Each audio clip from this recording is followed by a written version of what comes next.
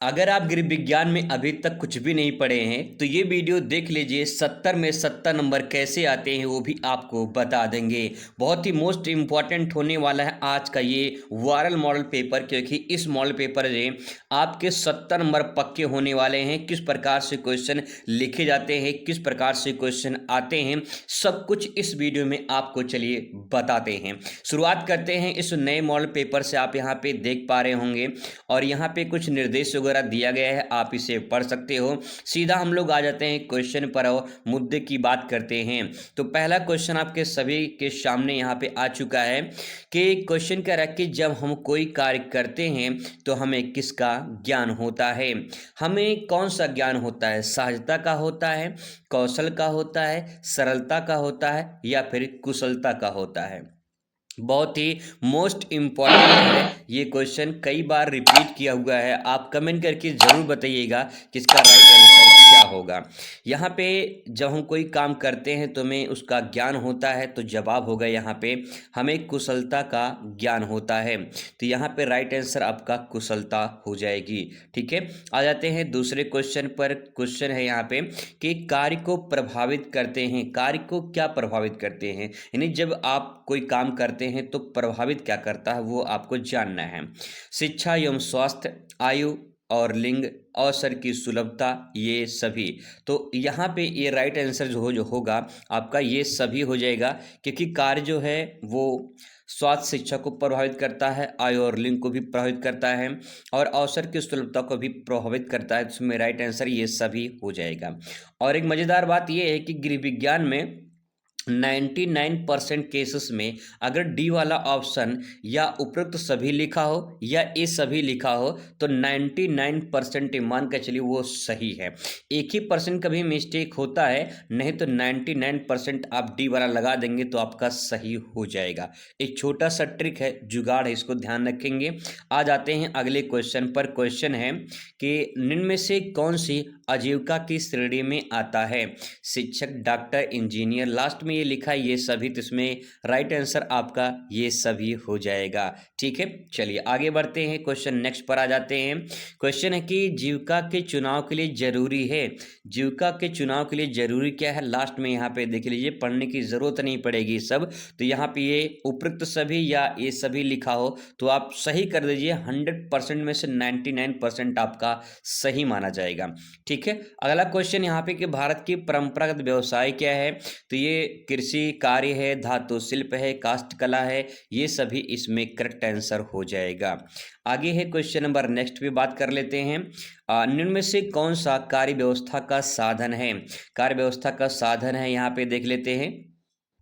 Option है मानवीय अथवा अमूर्त साधन, अमानवीय अथवा भौतिक साधन, ए और बी दोनों।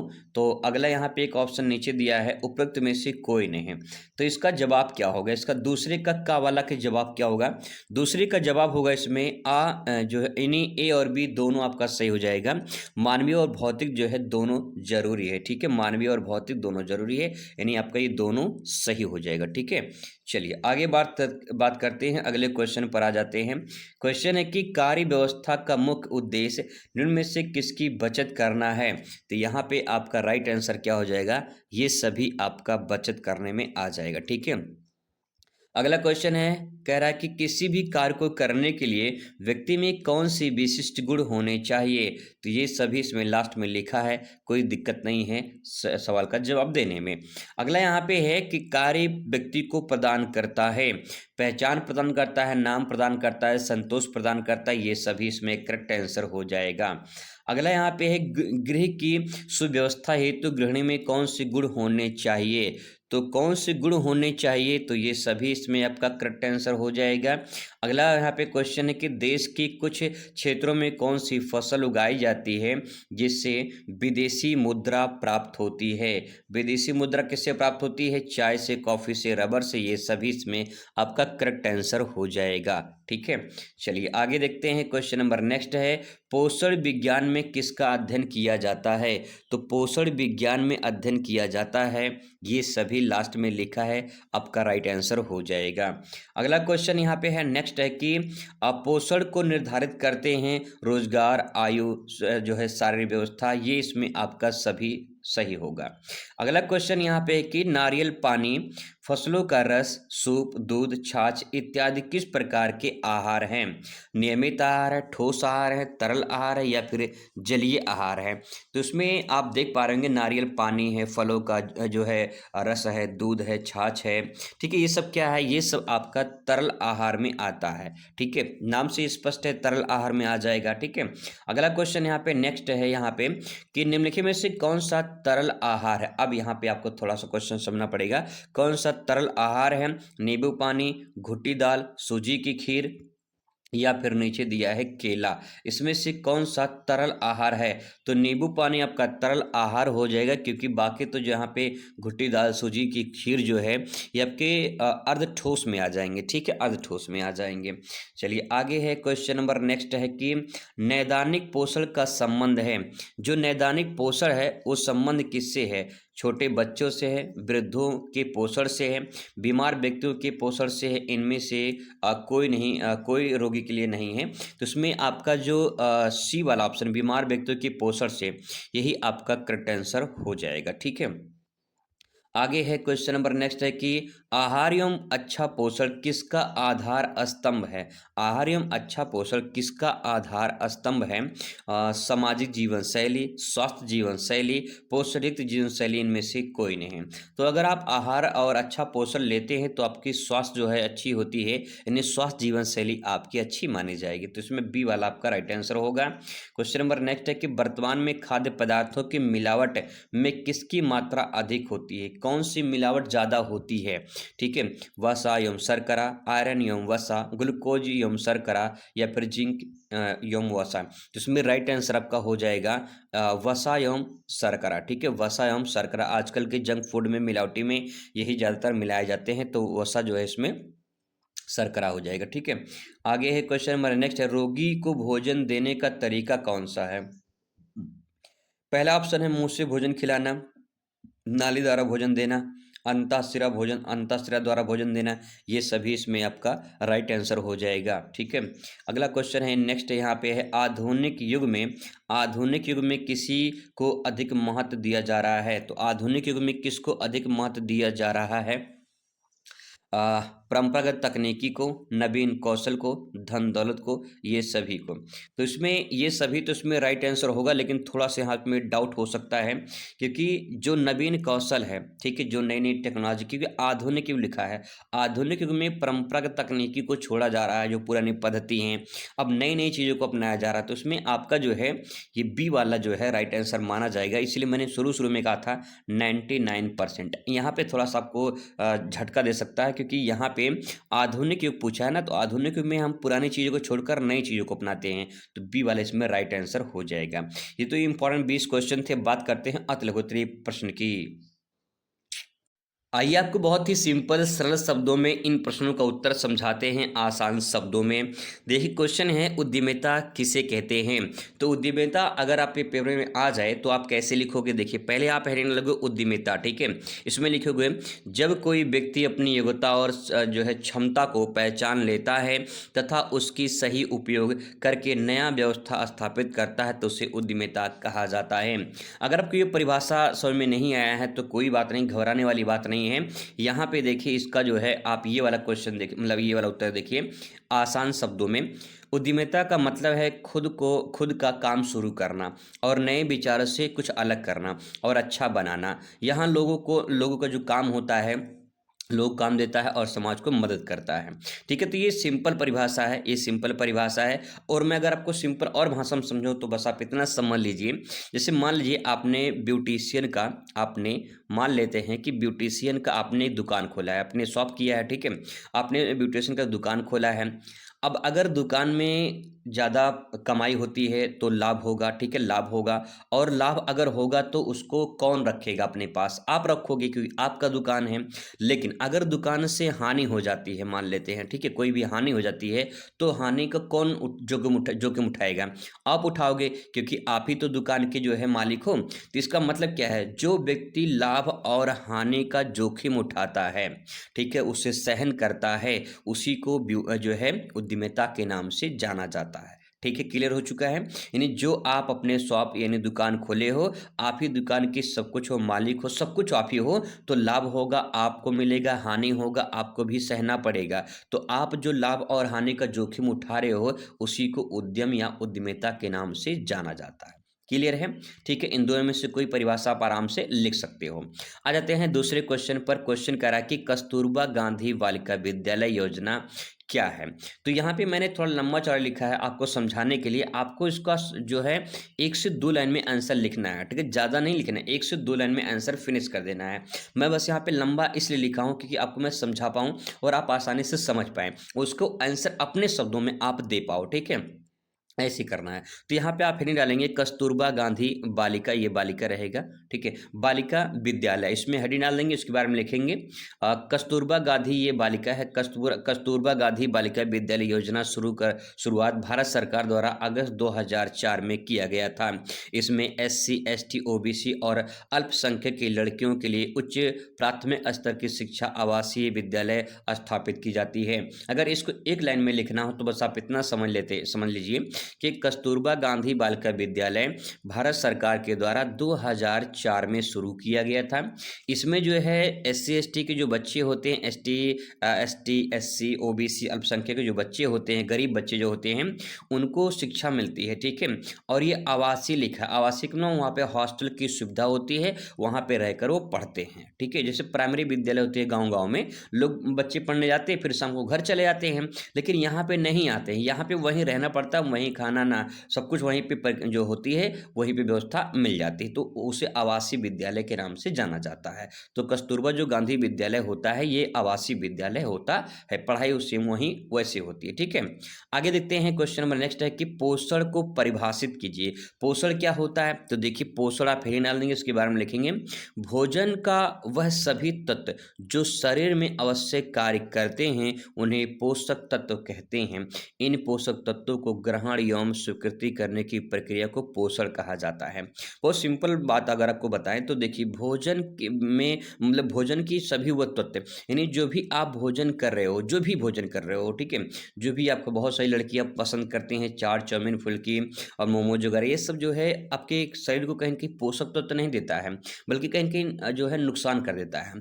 तो इसमें है क्या, भोजन वो करिए जिसमें आपको एनर्जी मिले, जो आपको शरीर को ग्रोथ करे, जो आपको स्मार्ट बनाए, जो आपको एनर्जी प्रदान करे, जो आपको कहीं न कहीं एक ऐसी स्वास्थ्य के श्रेणी में लेकर जाए, जो भोजन आप करिए। तो कहने का मतलब क्या है, ऐसा भोजन जो हमें स्वस्थ रखे, हमें हमें उससे एनर्जी मिले, उसे हम पोषण के नाम से जानते हैं, ठीक है? आप इसे ऐसे भी अपने शब्दों में ले सकते हो, 100% आपका सही होगा, ठीक है? बस लिखने का तरीका थोड़ा समझ लीजिए, आप समझ जाओगे। यहाँ पे आसान शब्दों में एक बार देख लीजिए, पोषण का मतलब ऐसा खाना जो हमारे शरीर को ताकत और सेहतमंद बनाए।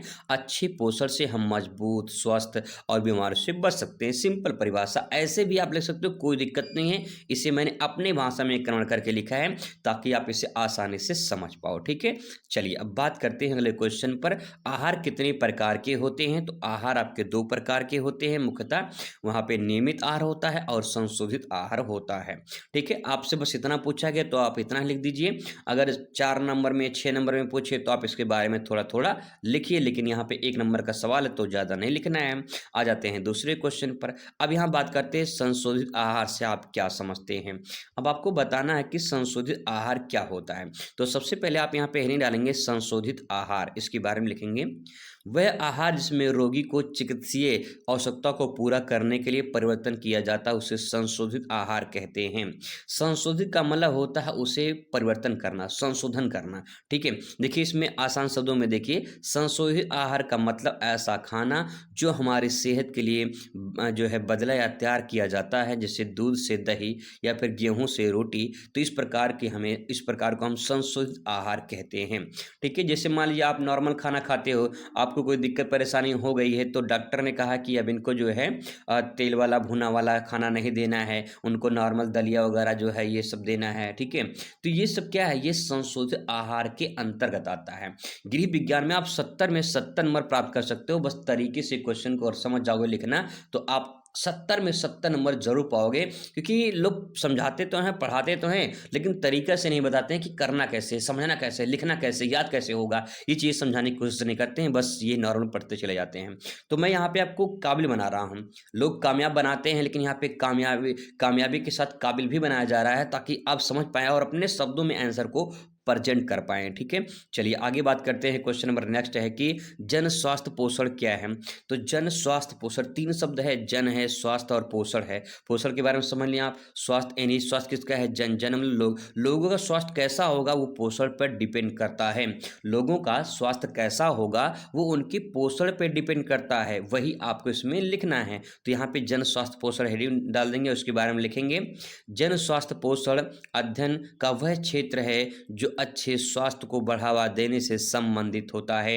इसका लक्ष्य अल्प पोषण और अति पोषण दोनों की रोकथाम करना और लोगों के अनुकूलतम पोषण स्तर को बनाए रखना, ये जन स्वास्थ्य पोषण कहलाता है। ये किताबी भाषा मैंने थोड़ा सा यहाँ पे ऐड किया है, इसको आप देख लीजिए आसान शब्दों में, एक बार में आपको समझ में आ जाएगा। जन स्वास्थ्य पोषण का मतलब पूरे समाज के लोगों को अच्छा खाना, सेहतमंद आदतें सिखाना, जिससे सब लोग स्वस्थ रहें और बीमारियां कम हों, इसे हम जन स्वास्थ्य पोषण कहते हैं। अगर आप इतना भी ले देंगे ना, तब भी आपका पूरा का पूरा सही आंसर होगा, एक भी नंबर कटेगा नहीं आपका, ठीक है? आगे है क्वेश्चन नंबर नेक्स्ट है कि पोषण समस्या से संबंधित 2 कारक कौन-कौन से हैं? तो पोषण संबंधित समस्या में 2 कारक बताइए, इसके कारक कौन-कौन से हैं? तो देखिए, अपर्याप्त भोजन, पहला है अपर्याप्त भोजन, दूसरा है बीमारियाँ।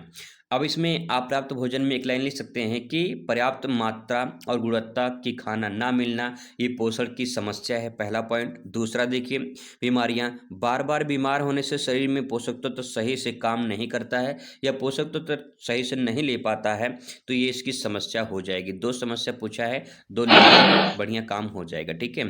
अगला क्वेश्चन है बौनापन क्या होता है? अब बौनापन क्या होता है? अपनी भाषा में नाटा कहते हैं, जिससे कोई व्यक्ति हो तो उसे नाटा कहते हैं, ठीक है? बौनापन देखिए, शारीरिक विकास संबंध एक विकार है। विकार का मतलब कमी है, कुछ ना कुछ कमी है, जिसमें शरीर की ऊंचाई नहीं बढ़ती है। सामान्यतः बौनापन से प्रभावित व्यक्ति की ऊंचाई उस देश के लोगों के औसत ऊंचाई से कम होती है। यानी अगर मान लो कोई व्यक्ति है, ठीक है, कोई व्यक्ति है, ये थोड़ा सा लंबा है और कोई व्यक्ति है ये थोड़ा सा नाटा है, तो यहाँ पे हम कह सकते हैं कि भैया ये नाटा है, नहीं बौना है, ठीक है? आसान शब्दों में देखिए, बौनापन का मतलब होता है बच्चे की लंबाई उसकी उम्र के अनुसार कम होना, या बच्चे की जो लंबाई है उम्र के अनुसार नहीं बढ़ी है। सही पोषण ना मिलने का, बार-बार बीमार होना, ये भी हो सकता है, ये कारण हो सकता है, ठीक है? तो इसके बारे में ऐसे आप लिख सकते हो। अगला क्वेश्चन है कि भारत सरकार द्वारा पोषण अभियान या समग्र पोषण योजना की शुरुआत कब की गई थी? तो यहाँ पे दोनों तरीके से क्वेश्चन पूछा जा सकता है, इसलिए मैंने यहाँ पे अथवा करके लिख दिया है, ताकि अगर क्वेश्चन घुमा दे तो आप उसे समझ पाओ, ठीक है? क्वेश्चन है कि यहाँ पे क्वेश्चन हो गया, ये उत्तर देखिए। भारत सरकार द्वारा पोषण अभियान या समग्र पोषण योजना शुरुआत मार्च 2018 में राजस्थान के झुंझुनू जिले से हुआ था। कहाँ से? वो झुंझुनू जिले से हुआ था। तो यहाँ पे मार्च 2018 में राजस्थान से झुंझुनू जिले से इसकी शुरुआत हुई थी। भारत सरकार द्वारा पोषण अभियान, ठीक है, ये कहाँ से? राजस्थान के झुंझुनू जिले से, इसको ध्यान रखेंगे। अगला है क्वेश्चन, व्यक्तिगत स्वास्थ्य के लिए किन नियमों का पालन करना चाहिए? व्यक्तिगत स्वास्थ्य के लिए किन नियमों का पालन करना चाहिए? तो यहाँ पे देखिए, व्यक्तिगत स्वास्थ्य के लिए स्वास्थ्य प्रवेश के साथ प्रतिदिन स्नान, शरीर के वस्त्र की सफाई, दांत व आँख की सफाई, नाखून आदि काटना, ये व्यक्तिगत स्वास्थ्य के लिए नियम होते हैं। अगर ये नियम अपनाते हैं तो आप हमेशा स्वस्थ रहते हैं। तो इस प्रकार से इसके बारे में आप लिख सकते हो। अगला क्वेश्चन आपके सामने है, खाद्य संसाधन से क्या तात्पर्य है? तो खाद्य संसाधन के बारे में आपको यहाँ पे लिखना है, हेडिंग डाल देंगे खाद्य संसाधन और उसके बारे में लिखेंगे। खाद्य संसाधन कच्ची सामग्री को तैयार कर अर्ध तैयार उत्पादों में बदलने के लिए उपयोग की जाने वाली विधियां, तकनीकी समूह होता है। तो खाद्य संसाधन का मतलब क्या होता है? जो कच्ची सामग्री है उसको तैयार करके अर्ध उत्पादों में बदला जाता है, तो वही आपका जो तकनीकी विधि है उसी खाद्य संसाधन के नाम से जाना जाता है। ठीक है, अगला यहाँ पे देखिए, आसान शब्दों में देखिए, खाद्य संसाधन का मतलब वे चीज़ें जिनसे हमें खाना मिलता है, जैसे खेतों से अनाज, बगीचे से फल, जानवरों से दूध, मांस, अंडे, ये सब खाद्य संसाधन के अंतर्गत आते हैं, जहाँ जहाँ से हमें संसाधन खाने के लिए मिलते हैं। ठीक है, इस प्रकार से इसके बारे में लिख सकते हो। अगला क्वेश्चन है, खाद्य संक्रमण को परिभाषित कीजिए। ये खाद्य संक्रमण क्या होता है ये आपको जानना है। तो देखिए, खाद्य संक्रमण में लिखेंगे, खाद्य संक्रमण जीवों के शरीर में अंतःग्रहण या अंतग्रहण के परिणाम स्वरूप होता है, जो शरीर में रोग उत्पन्न करते हैं और बीमारी के कारण बनते हैं। यानी जब हम कोई भोजन करते हैं, अंतग्रहण मतलब अब भोजन कर लिए, अब इसके बाद जो रिजल्ट होगा वो तो बाद में पता चलेगा ना कि उसे उस खाने से हमें कौन कौन सी समस्या हो सकती है, क्या हो सकता है। तो सिंपल भाषा में लिखिए, खाद्य संक्रमण का मतलब खाने के जरिए बीमारी होना। ठीक है, सिंपल है। यह तब होता है जब खाना गंदा, ठीक से ना पका हो या खराब हो जाता है, एक्सपायरी डेट हो जाती है, तो उसमें खाने से पेट दर्द, अन्य बीमारियां हो सकती हैं, तो इसे संक्रमण जो है खाद्य संक्रमण कह सकते हो। ठीक है, अगला क्वेश्चन यहाँ पे है, अब आता है आपका यहाँ पे लघु उत्तरीय प्रश्न। लघु उत्तरीय प्रश्न यहाँ पे कुछ इस प्रकार से देखने को मिलेंगे, आइए इसका उत्तर समझने का प्रयास करते हैं। तो सबसे पहले यहाँ पे क्वेश्चन है, व्यापार के विभिन्न स्तर क्या हैं? व्यापार के कौन कौन से स्तर हैं? तो मुख्यतः 3 स्तरों में विभाजित किया गया है। आइए जानते हैं कौन कौन से स्तर हैं।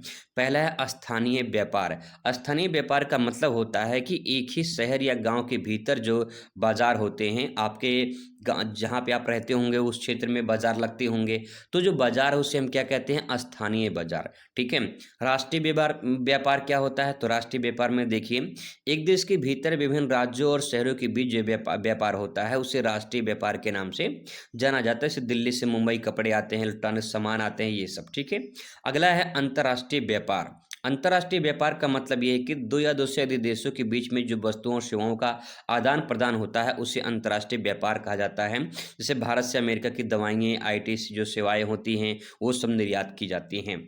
अगर मैं इसको आपको एक लाइन में समझाऊं तो बस आप इतना समझ लीजिए, इसको सिंपल तरीके से समझ सकते हो। जब आपके जिले से ठीक जिला से जिला में, ठीक है, जिला से जिला में जब व्यापार होता है तो उसे हम स्थानीय व्यापार कहते हैं। पहला पॉइंट।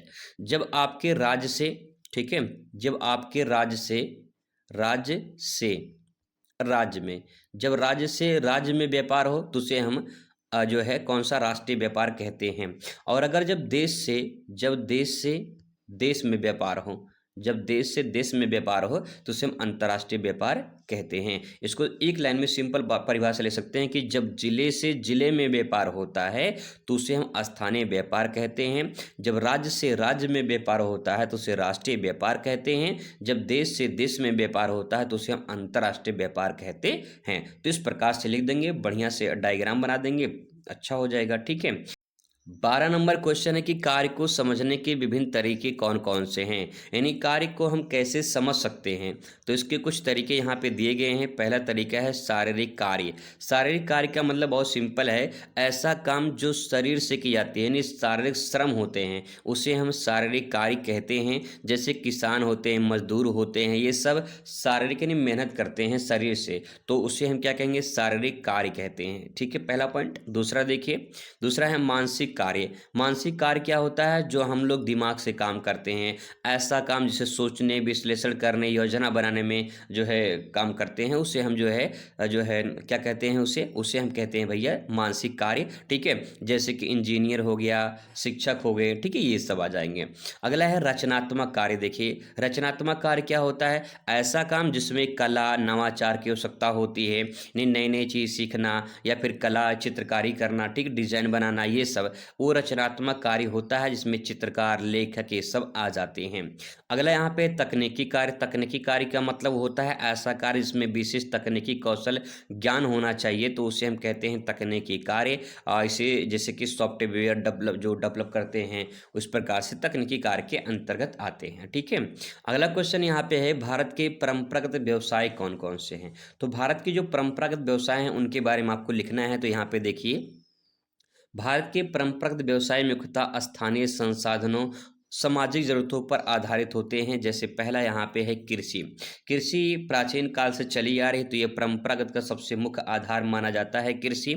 भारत की अधिकांश आबादी खेती पर निर्भर होती है और खेती करती है, जैसे कि धान, गेहूँ, गन्ने, इन सब की खेती करती है। तो ये प्रारंभिक जो है या जो है परंपरागत व्यवसाय के अंतर्गत आता है।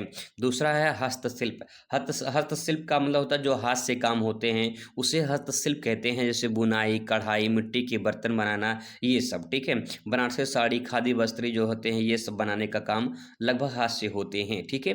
अगला यहाँ पे है मत्स्य पालन। मत्स्य पालन भी जो है एक तरह से देखा जाए तो यहाँ विशेषकर तटीय क्षेत्रों में एक प्रकार का प्रमुख व्यवसाय माना जाता है।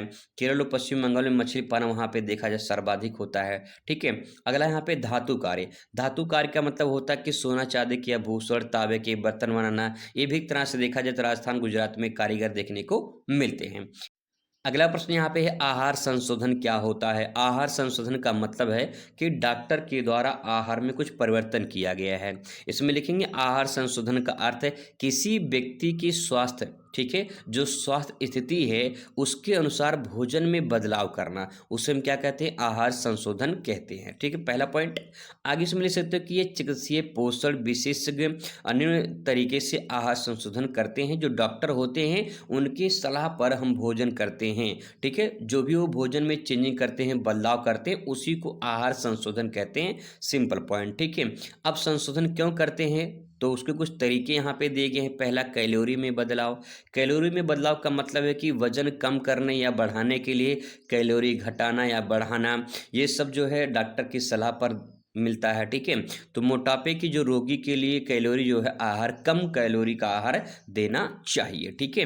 अगला पॉइंट यहाँ पे देख पाएंगे, नेक्स्ट है पोषक तत्वों की संतुलन।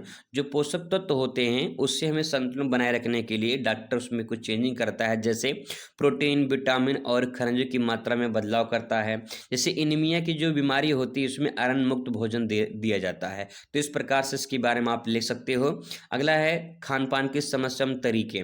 जैसे मधुमेह, जैसे डायबिटीज वगैरह होते हैं, डायबिटीज के रोगी जो होते हैं छोटे अंतराल में भोजन करना उनके लिए स्वास्थ्य मतलब अच्छा रहता है। तो इस प्रकार से ये भी तरीका जो है वो बदल देते हैं डॉक्टर। तो ये सब बदलाव जो होता है उसी को चिकित्सीय संशोधन के या आहार संशोधन के नाम से जानते हैं।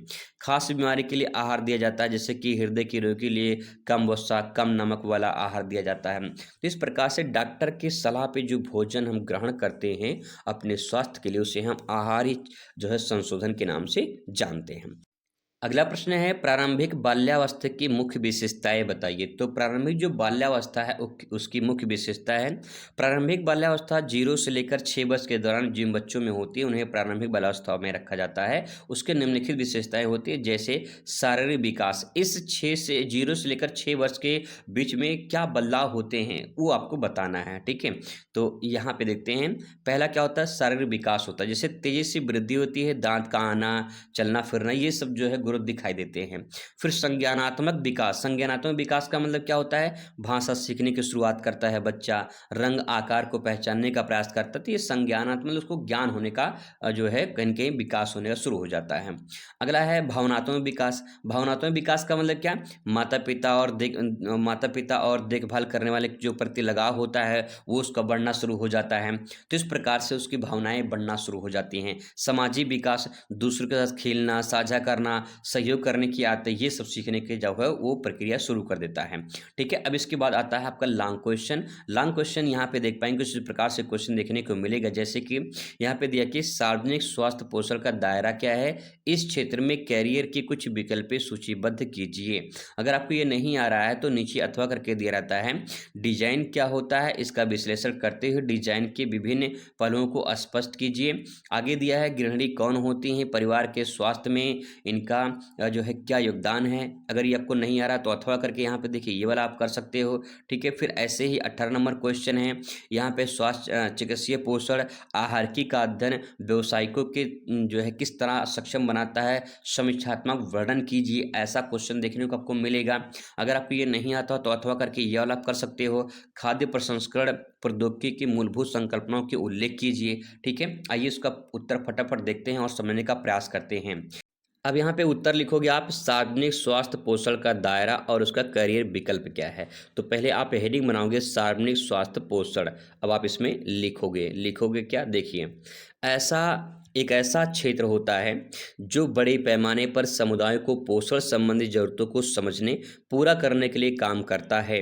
इसका उद्देश्य कुपोषण को रोकना, स्वास्थ्य सुधारना और भोजन संबंधी नीतियों को मजबूत करना। ठीक है, तो ये तो बात हो गया किसके बारे में, हम बात करें सार्वजनिक स्वास्थ्य पोषण के बारे में। ठीक है, ताकि जो है लोगों का जो है स्वास्थ्य अच्छा हो सके। अगला इसमें इसका पोषण का दायरा क्या है, तो दायरे में आप लिख सकते हो कुपोषण और पोषण संबंधी बीमारियों को रोकथाम करना। ठीक है, नेक्स्ट है पोषण शिक्षा और जागरूकता अभियान देना, ये सब इसका उद्देश्य हो जाएगा। स्वास्थ्य नीतियां और योजना बनाना, ये सब पोषण के दायरे के अंतर्गत आते हैं। और स्कूलों, आंगनबाड़ी, अस्पतालों में पोषण कार्यक्रम लागू करना, ताकि जो है बच्चों को या फिर अन्य लोगों को देखभाल किया जा सके। ठीक है, अब इसके बाद आप लिखोगे करियर विकल्प के बारे में, तो आप यहाँ हेडिंग बनाओगे, उसके बारे में लिखोगे जैसे कि पब्लिक हेल्थ न्यूट्रिनिस्ट सरकारी योजना जैसे कि मिड डे मील के तहत काम करते हैं, तो इस प्रकार से इसके बारे में आप यहाँ पे लिख सकते हो। फिर डाइटिशियन है, डाइटिशियन में यहाँ पे आप जो है सीख सकते हो। अस्पतालों और क्लिनिक में मरीजों के लिए पोषण जो योजना तैयार करते हैं, इसमें करियर आपको मिल सकता है मौका। ठीक है, रिसर्चर बन सकते हो आप, जैसे कि पोषण और स्वास्थ्य से संबंधित जो मुद्दे होते हैं उस पर जो है शोध कर सकते हो, उस पर अध्ययन कर सकते हो और लोगों को जागरूक कर सकते हो। तो इस प्रकार से यहाँ पे करियर के ऑप्शन आपको मिल जाते हैं। अगला पॉइंट है यहाँ पे कि पोषण सलाहकार एनजीओ या निजी क्षेत्र में काम कर सकते हो। ठीक है, यहाँ पे करियर आपको मिल जाएगा मौका। शिक्षक प्रोफेसर बन सकते हो, जो है पोषण विज्ञान पढ़ाने का काम कर सकते हो, होम साइंस पढ़ाने का काम कर सकते हो, आगे चलकर अच्छी खासी और जॉब पा सकते हो। तो काफ़ी करियर विकल्प इसमें देखने को मिलते हैं। अब अथवा करके आप यहाँ पे समझ सकते हो डिजाइन क्या होता है और उसके विभिन्न पहलू कौन कौन से होते हैं, इसके बारे में आपको यहाँ पे समझना है। तो डिजाइन के बारे में सबसे पहले आप यहाँ पे लिखोगे डिजाइन के बारे में, और यहाँ पे इसको समझने का प्रयास करेंगे। डिजाइन एक रचनात्मक प्रक्रिया है। पहला पॉइंट, डिजाइन क्या है, एक रचनात्मक प्रक्रिया है जिसमें किसी वस्तु, सेवा या फिर प्रणाली को निश्चित उद्देश्य को ध्यान में रखकर तैयार किया जाता है। डिजाइन किस लिए बनाया जा रहा है, डिजाइन का उद्देश्य क्या है, डिजाइन किसके लिए बनाया जा रहा है, ये सब मैटर करता है। ठीक है, अब उसके विभिन्न पहलू कौन कौन से हैं, तो देखिए, पहला क्या पहलू है, पहला सौंदर्य शास्त्र जो है, इसका मतलब क्या है, डिजाइन का दृश्य पक्ष यानी रंग, रूप, आकार, बनावट, ये सब कैसा होना चाहिए, यानी उसकी सुंदरता कैसी होनी चाहिए, उसकी बनावट कैसी होनी चाहिए, रूप, रंग, आकार कैसा होना चाहिए, ये सब डिजाइन के अंतर्गत आता है। इसके विभिन्न पहलू हैं। ठीक है, तो सौंदर्य शास्त्र का मतलब ये है कि कैसा दिखेगा डिजाइन जो आप बना रहे हो, कैसा दिखेगा, उसका दृश्य पक्ष यानी रूप, रंग, आकार, बनावट कैसा होगा, ये आपका इसके अंतर्गत आ जाएगा। दूसरा पॉइंट है कार्यात्मकता का मतलब होता है डिजाइन का मुख्य उद्देश्य क्या है, यानी उपयोगिता और उसके कार्य करने की क्षमता।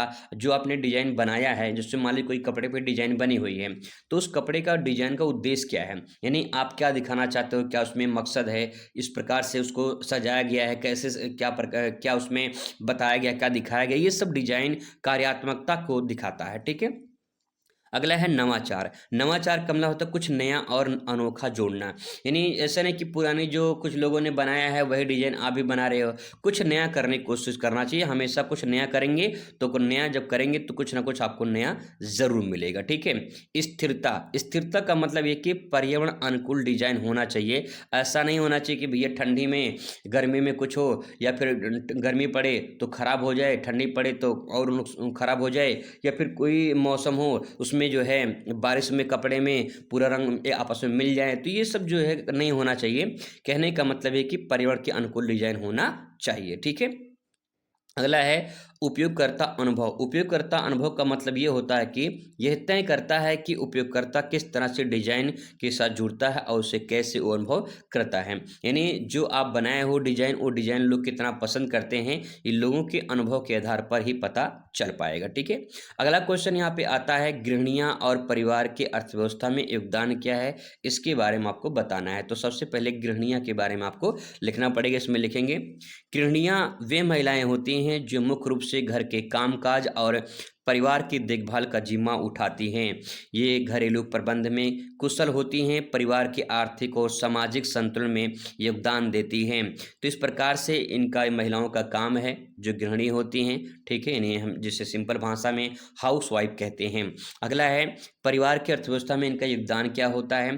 तो संसाधनों का प्रबंधन, संसाधनों का प्रबंधन का मतलब क्या है, भैया पैसा पापा कमा कर लेकर आएंगे तो पैसे की व्यवस्था कौन करता है, मम्मी करती हैं, है ना। तो वही आपको समझना कि बजट बनाना, खर्चों पर नज़र रखना, बचत सुनिश्चित करना, कितना कहाँ खर्चा हो रहा है। आप पैसा मांगते हो तो पापा से मांगते हो, पापा मम्मी से मांगते कि पापा लाके मम्मी को देते हैं। तो इस प्रकार से जो है ये संसाधनों का जो प्रबंधन होता है वो कौन करता है, गृहिणी करती है, ठीक है, परिवार करता है। आगे है दूसरा घरेलू उत्पादन। घरेलू उत्पादन का मतलब है घर पर भोजन बनाना, कपड़े सिलना और अन्य कार्य जो बाहर सेवाएं लेने की ज़रूरत को काम करते हैं, ये सब जो है घरेलू उत्पादन के द्वारा हो सकता है, ठीक है। अगला पॉइंट यहाँ पे है, नेक्स्ट है कि श्रम का प्रत्यक्ष योगदान। श्रम का प्रत्यक्ष योगदान का मतलब कई गृहिणियाँ छोटे स्तर पर घरेलू उद्योग जैसे पापड़ अचार बनाना ये जो है काम कर लेती हैं, ठीक है, अपना काम जो है किसी प्रकार से कर लेती हैं, तो ये गृहिणी का काम हो जाता है। भावनात्मक सहयोग का मतलब कि परिवार के सदस्यों की भलाई का ध्यान रखना और उनके जो है उनका कार्य करना, उनका स्वास्थ्य पर ध्यान रखना, ये सब गृहिणी का काम होता है। काम नहीं होता, काम करती हैं वो सब, ठीक है। महिलाएं काम इस प्रकार से अपने परिवार को चलाने के लिए करती हैं। तो अगर आपको समझ में नहीं आ रहा है तो आप इतना समझ लीजिए कि आपकी जो मम्मी है, मान लीजिए, ठीक है, आपकी जो मम्मी हैं वो मम्मी किस प्रकार से अपने घर का जो है संचालन करती हैं, कैसे काम करती हैं, आप उनसे सीख सकते हो और सीख के अपने उसके बारे में आप लिख सकते हो, ठीक है। आगे है अथवा करके क्वेश्चन है कि किशोर न्याय, किशोर न्याय यानी बालक की देखभाल और संरक्षण अधिनियम 2000, इस पर टिप्पणी आपको लिखनी है। तो आइए जानते हैं कैसे इसके बारे में लिख सकते हैं। किशोर न्याय यानी बालक की देखभाल और संरक्षण अधिनियम सन 2000 भारत सरकार द्वारा उन बच्चों को संरक्षण, पुनर्वास, सुधार उद्देश्य के लिए बनाया गया था। और इसमें आप लिख सकते हो जो कानून से संघर्षों में हो अथवा उनकी देखभाल संरक्षण की आवश्यकता हो, यह अधिनियम 18 वर्ष से कम आयु के सभी बच्चों पर लागू होता है। यानी 18 वर्ष से कम आयु के बच्चों को उनका देखभाल करना, उनके स्वास्थ्य पर जो है कोई खतरा ना हो, ठीक है, ये सब प्रक्रिया देखभाल इसी जो है देखभाल के अंतर्गत आता है, यानी किशोरों को न्याय, ठीक है। इस प्रकार से इसके बारे में लिखेंगे। अगला है अधिनियम का उद्देश्य क्या है, तो अधिनियम के उद्देश्य में लिखेंगे बच्चों के अधिकारों की रक्षा करना, ठीक है, पहला पॉइंट। अपराध में लिप्त किशोर को दंड के बजाय सुधार करना, उनमें अनाथ बेसहारा उपेक्षित बच्चों का जो है सुरक्षा प्रदान करना, बच्चों की पुनर्वास और सामाजिक पुनर्स्थान की व्यवस्था करना, ये सब अधिनियम का उद्देश्य है। इसी के अंतर्गत ये काम किए जाते हैं। यानी बच्चा कोई गलत काम ना करे, सही काम करे, बच्चों को अपराधी ना बनाकर उसे सही रास्ता दिखाया जाए, ये सब काम जो है इसी अधिनियम के तहत किए जाते हैं। अगला इसके मुख्य प्रावधान क्या है, प्रावधान यानी नियम क्या है। किशोर की परिभाषा 18 वर्ष से कम आयु के बच्चों को जो है ये किशोर की परिभाषा में रखा जाता है। जो 18 वर्ष से कम आयु के बच्चे होते हैं, कोई भी बालक बालिका हो, तो वो जो है किशोर के अंतर्गत आते हैं। अगला है यहाँ पे किशोर न्याय बोर्ड। किशोर न्याय बोर्ड का मतलब कानून से संघर्षरत बच्चों के मामले में सुनवाई करता है, ठीक है। बाल कल्याण समिति संरक्षण की आवश्यकताओं को बच्चों को देखभाल करती है। सुधार गृह यानी बाल गृह जिसे कहा जाता है, बच्चों के सुरक्षित वातावरण और शिक्षा, स्वास्थ्य, प्रशिक्षण की सुविधाएं प्रदान करता है। दंड के स्थान पर सुधार, जैसे कि किशोरों को जेल में नहीं रखा जाता है बल्कि सुधारात्मक जो संसाधन होते हैं, इन जो संस्थान होते हैं उस संस्थानों में भेजकर उन्हें सुधारा जा सकता है अगर कोई बच्चा गलत काम कर दिया है तो, ठीक है। अब इसका महत्व क्या है, महत्व में लिखेंगे कि यह अधिनियम बच्चों के प्रति मानवीय दृष्टिकोण अपनाता है और उन्हें अपराधी नहीं बल्कि सुधार योग्य बनाता है। इससे बच्चों का मानसिक और सामाजिक नैतिकता विकास संभव हो जाता है। तो इस प्रकार से जो छोटे बच्चे होते, जो किशोर होते हैं, जिनकी 18 वर्ष से कम होती उम्र, वो अपराध ना करे, कोई गलत काम ना करे, उसके लिए नियम बनाए गए हैं, कानून बनाए गए हैं, उसी को आपको इसमें लिखना है, ठीक है। अगला क्वेश्चन आ जाता है यहाँ पे, चिकित्सीय पोषण आहारकी का अध्ययन कैसे व्यावसायिक सक्षमों को बनाता है, इसके बारे में आपको बतानी है। चिकित्सा आप चिकित्सीय पोषण और आहारकी का अध्ययन। तो यहाँ पे सबसे पहले इसके बारे में लिखेंगे चिकित्सीय पोषण में, यह बीमारियों के इलाज और रोकथाम के लिए खान-पान को नियंत्रित करने पर केंद्रित होता है। चिकित्सा यानी डॉक्टर के सलाह पर जो पोषण हम लोग लेते हैं। इसे कैसे सक्षम बनाते हैं, तो रोग का प्रबंधन देखिए, इसमें लिखेंगे कि मधुमेह, हृदय रोग, मोटापे जैसी बीमारियों के लिए पोषण भोजन तैयार करना यानी योजनाएं तैयार करना, ये रोग प्रबंधन के अंतर्गत आता है, इस तरह से सक्षम बनाता है। अगला है personal diet plan. Personal diet plan का मतलब ये होता है कि मरीजों की जो विशेष ज़रूरत हो उसके अनुसार आहार तैयार करना, ये पर्सनल डाइट कहलाता है। ठीक है, यानी आप डाइट पर रहते हैं, मतलब कि आप खान पान में बहुत ध्यान रखते हैं। ठीक है, अगला है क्लिनिकल रिसर्च। क्लिनिकल रिसर्च का मतलब ये है कि आहार और बीमारियों के बीच संबंधों पर शोध करना होता है, यानी कौन कौन सा आहार लेना है, ठीक है, और किस बीमारी के लिए कितना आहार लेना है, ये सब शोध होते हैं, यानी रिसर्च होते हैं। अगला पॉइंट है यहाँ पे सलाहकार की भूमिका। सलाहकार की भूमिका का मतलब ये है अस्पतालों, हेल्थ क्लिनिक और फिटनेस जो है सेंटरों में सलाहकार के रूप में काम करता है, तो इसको ऐसे भी आप लिख सकते हो। नेक्स्ट है नीति निर्माण। नीति निर्माण में इसमें लिख सकते हैं कि सार्वजनिक स्वास्थ्य कार्यक्रमों में पोषण नीतियाँ जो है ये बनाए जाते हैं। तो ये कुछ हेडिंग है, हेडिंग के अंतर्गत आपको थोड़ा थोड़ा लिखना पड़ेगा। अब इसके बाद आता है क्वेश्चन खाद्य प्रसंस्करण या प्रौद्योगिकी की मूलभूत संकल्पनाएं क्या हैं।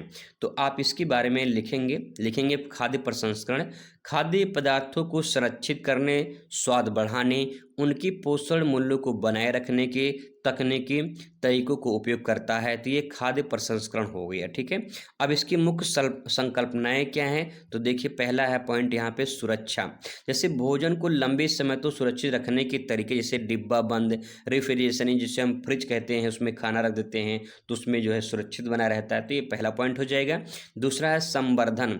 संवर्धन का मतलब होता है खाद्य पदार्थों में पोषक तत्व जोड़ना और आयोडीन युक्त नमक बनाना, ये सब जो है प्रक्रिया इसमें शामिल होती है। अगला है मानकीकरण।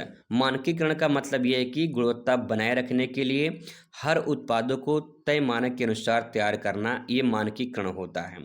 अगला है पैकेजिंग। पैकेजिंग का मतलब भोजन को सुरक्षित एवं आकर्षक तरीके से पैक करना ताकि वो लंबे समय तक टिका रहे, जिससे बहुत सारे ऐसे पैकिंग आते हैं खाने में। ठीक है, अगला है बायोटेक्नोलॉजी का उपयोग। बायोटेक्नोलॉजी का उपयोग का मतलब जब प्रौद्योगिकी का उपयोग करें पौष्टिक और रोग प्रतिरोधक खाद्य पदार्थ तैयार किया जाता है, तो उसे हम बायोटेक्नोलॉजी का उपयोग करके करते हैं। तो इस प्रकार से ये कुछ इंपॉर्टेंट क्वेश्चन थे जो आप यहाँ पे देखे हैं।